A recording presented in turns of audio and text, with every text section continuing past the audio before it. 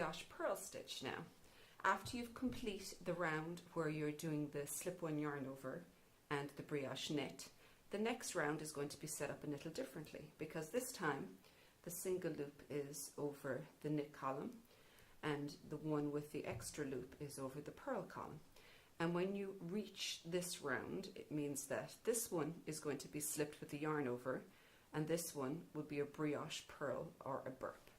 So this is how you're going to do it. You start with the yarn in front, and we're going to slip the stitch, put a yarn over and around, and then we're going to do a brioche knit or a burp by knitting those, or purling, excuse me, those two together.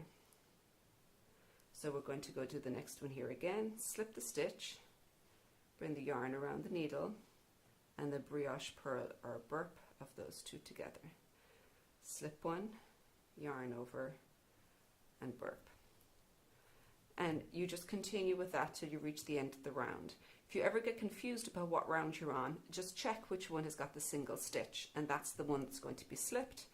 And the one that has the yarn over is always going to be the one that is the brioche stitch, or brioche knit, or brioche purl in this case.